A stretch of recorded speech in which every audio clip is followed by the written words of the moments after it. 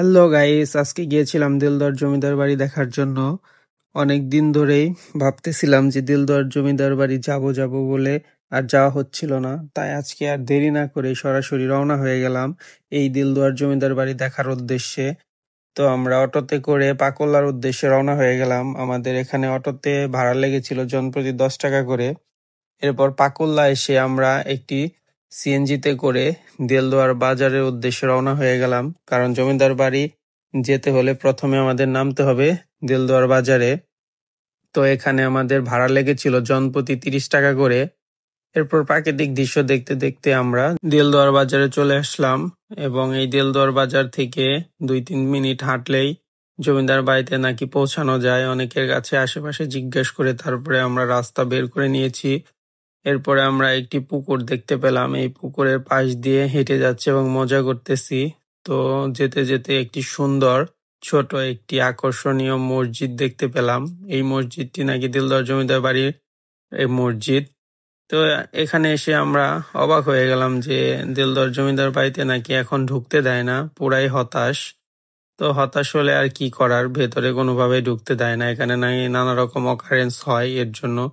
তো এই সুন্দর মসজিদটি দেখে কিছুটা হলেও আমাদের হতাশা দূর হয়ে গেল, কারণ এত ছোট একটি মসজিদ, আবার এত সুন্দর করে কারুকাজ করা।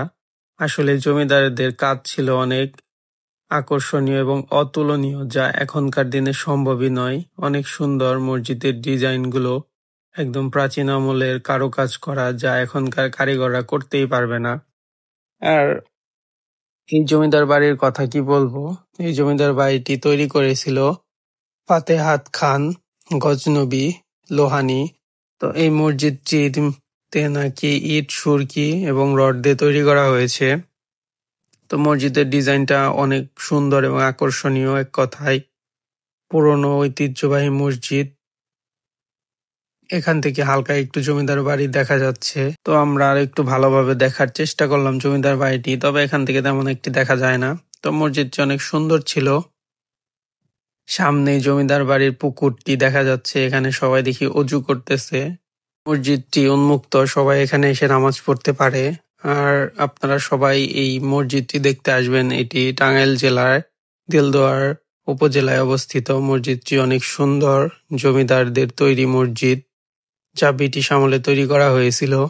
এরপর আমরা বাড়ির উদ্দেশ্যে রওনা হয়ে যাচ্ছি। এখানে যেতে যেতে একটি বালিকা উচ্চ বিদ্যালয় দেখতে পেলাম।